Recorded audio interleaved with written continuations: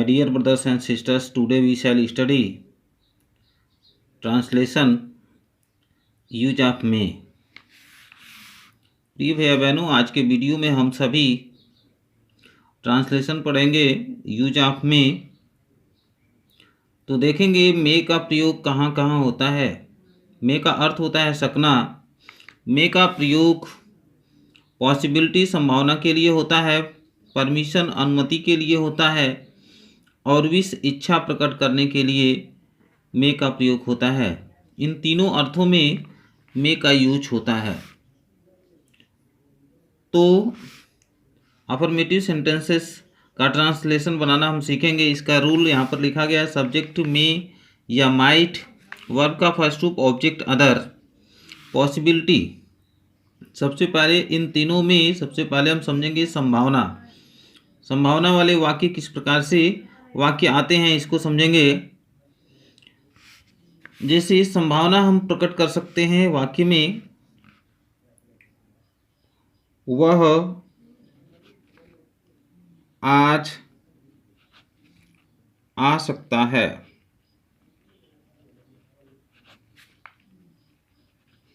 वह आज आ सकता है, इसमें संभावना प्रकट किया गया है।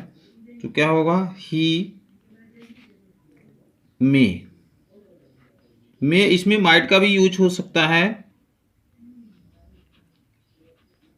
मे का हम प्रयोग करें या माइट का, ही मे या माइट कम टुडे। ठीक है। दूसरा देखेंगे, आज वर्षा हो सकती है।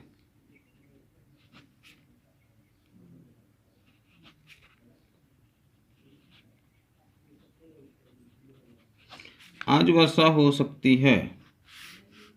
तो इट में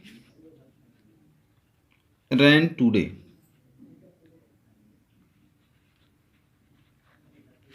इट में रेन टुडे, इसको हम इट माइट रेन टुडे भी लिख सकते हैं। अर्थात मे या माइट का हम यूज कर सकते हैं। आज वर्षा हो सकती है, इसमें भी संभावना प्रकट किया गया है। वह आज आ सकता है, इसमें भी संभावना प्रकट किया गया है। आगे देखेंगे तीसरा वाक्य,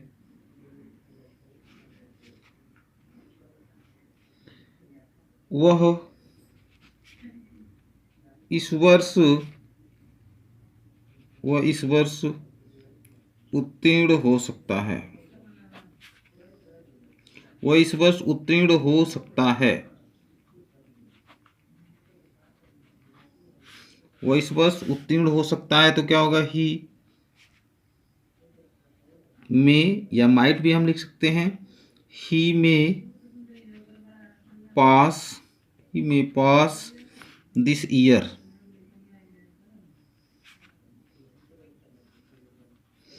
ही मे पास दिस ईयर, वह उत्तीर्ण हो सकता है। इसमें भी संभावना प्रकट किया गया है। ही मे पास दिस ईयर, इसको ऐसे भी लिख सकते हैं, he might pass this year. चौथा वाक्य देखेंगे,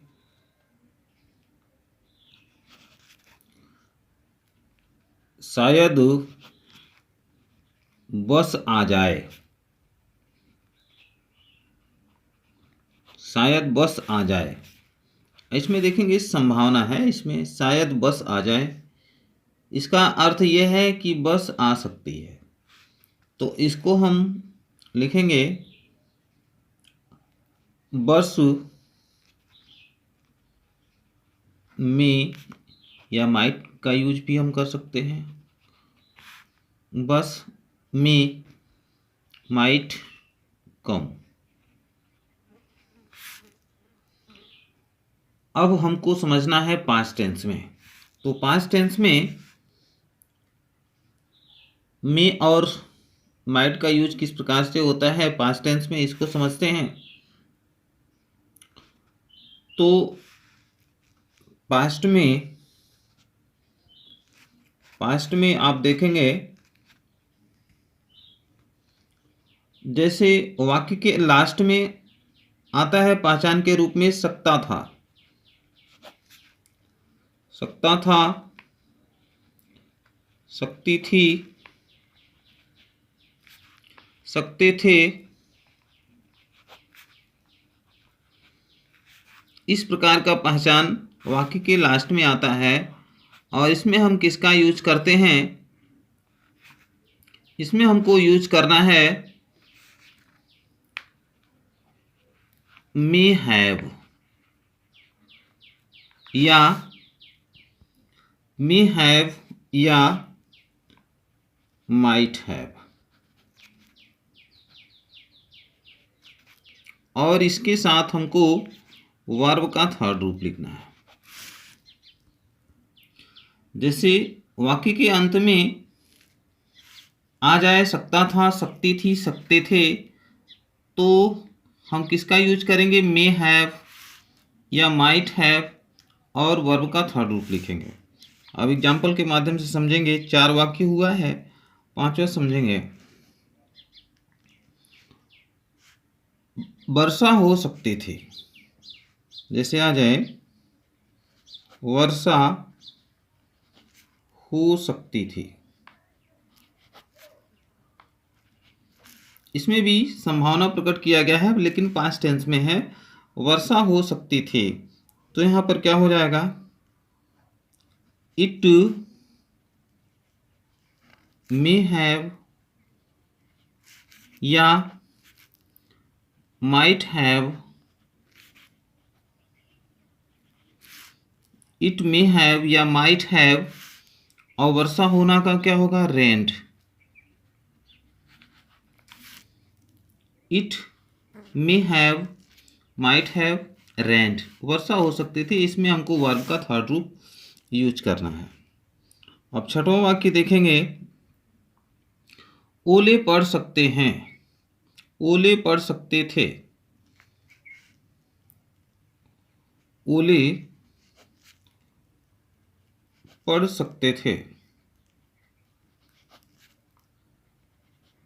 ओले पढ़ सकते थे, तो यहाँ पर क्या होगा? इट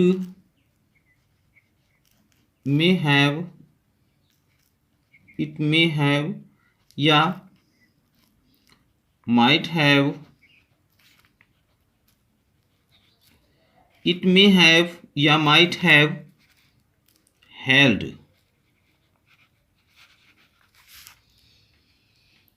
इट मे हैव या might have hailed. Hailed means ओले पढ़ना, HAIL, ये वर्ब भी है। ओले पढ़ना, ओले पढ़ सकते थे। अगला वाक्य देखेंगे 7वां।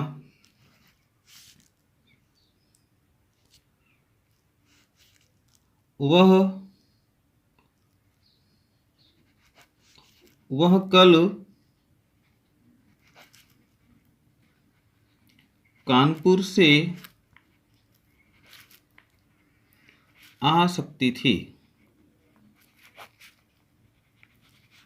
वह कल कानपुर से आ सकती थी, तो क्या होगा? She may have, she may have come from Kanpur,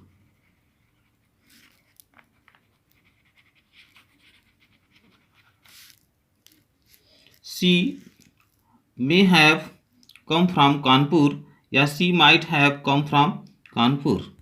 आगे देखेंगे इच्छा वाले जो वाक्य होंगे उसको किस प्रकार से हम बनाते हैं। तो सबसे पहले यहाँ पर लिखेंगे, सबसे पहले मे का यूज होगा, उसके बाद सब्जेक्ट और वर्ब का फर्स्ट रूप। इस नियम के आधार पर आप इसको बनाएंगे, इसको समझेंगे। जैसे दिया हो आप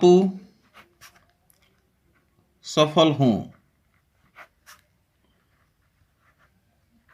इसमें बताया गया कि आप सफल हों, इसमें इच्छा प्रकट की गई है, आपकी सफलता के बारे में बताया गया है, इच्छा प्रकट की गई है। तो इस तरह के वाक्य को ऑब्जेक्टिव सेंटेंस कहते हैं और इसमें मे का यूज सबसे पहले होता है।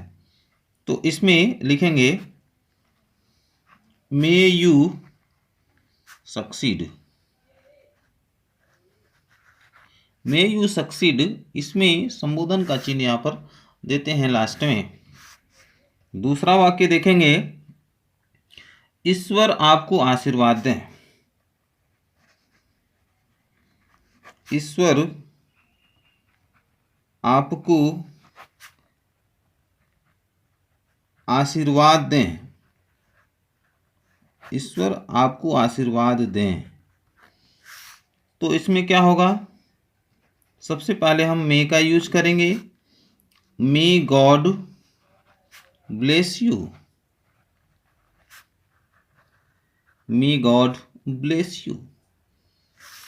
तीसरा वाक्य देखेंगे, आप दीर्घायु हों। आप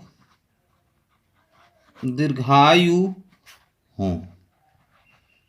इसमें भी इच्छा प्रकट की गई है, तो इसका क्या होगा, may you leave long. May you leave long. अब आप देखेंगे निगेटिव सेंटेंस। इसके बाद आप समझेंगे negative sentence. Negative sentences. Negative sentences क्या क्या रूल है, इसमें रूल होगा सब्जेक्ट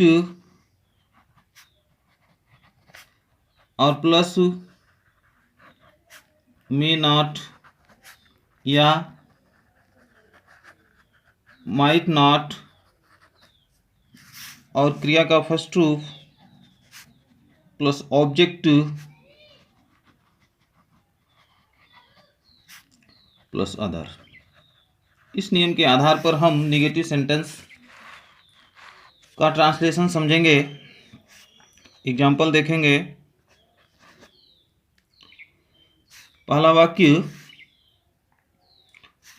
संभव है वह प्रसन्न न हो।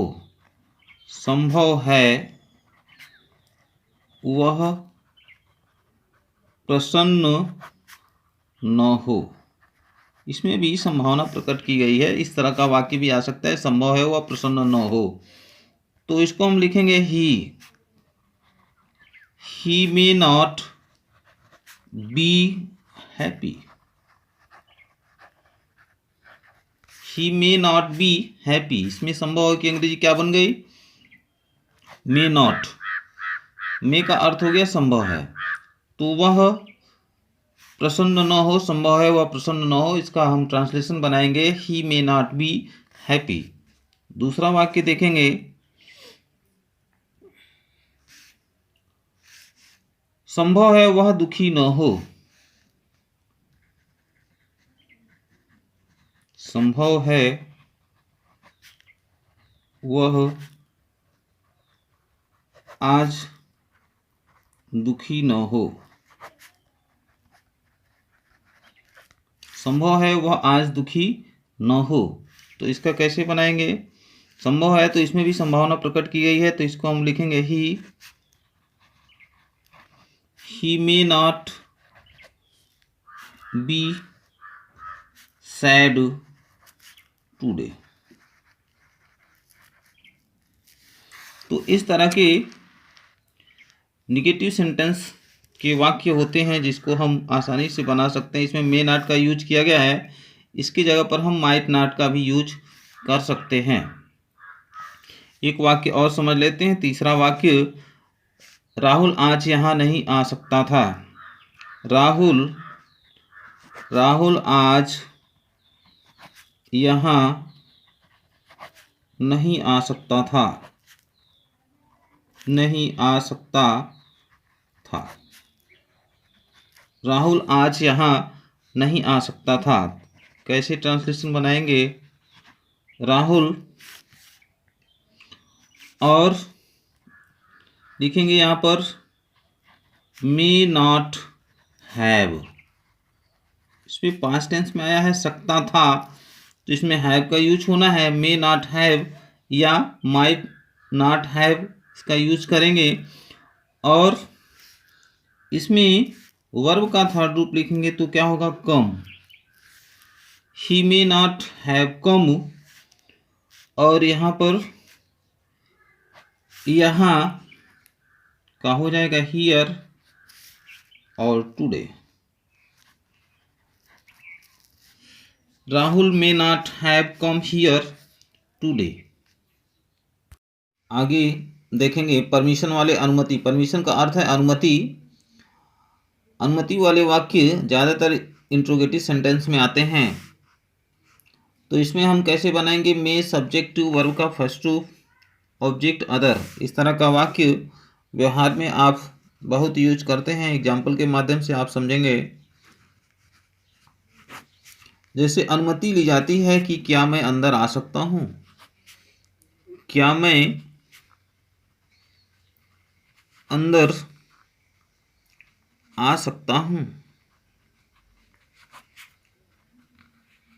क्या मैं अंदर आ सकता हूँ? तो क्या होगा? मे आई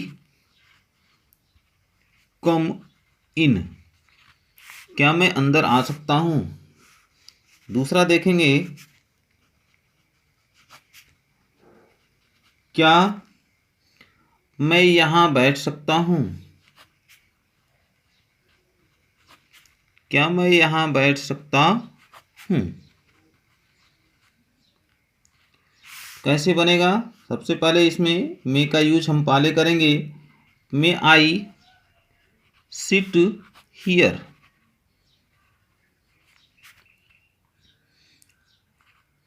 मे आई सिट हियर।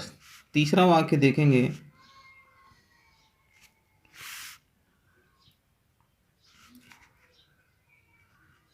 तुम अब जा सकते हो।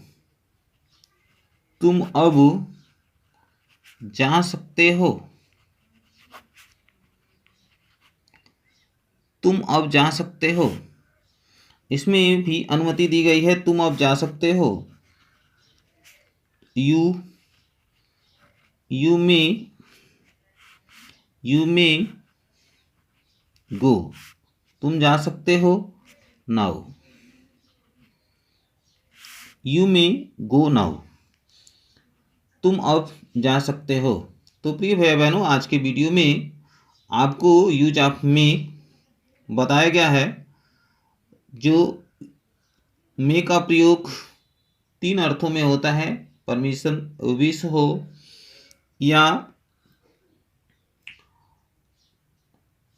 पॉसिबिलिटी हो, इन तीनों अर्थों में मे का प्रयोग होता है।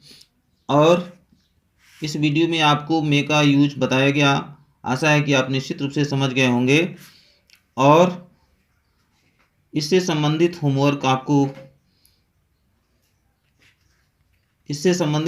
आपको दिया जाएगा और उसको आप करेंगे। अगर यह वीडियो अच्छा लगे तो लाइक शेयर सब्सक्राइब करेंगे। धन्यवाद। यहाँ पर होमवर्क दिया गया है। होमवर्क में 1 से 10 वाक्य दिए गए हैं। इसको आप करेंगे और होमवर्क करके आप कमेंट के माध्यम से ट्रांसलेशन सेंड करेंगे।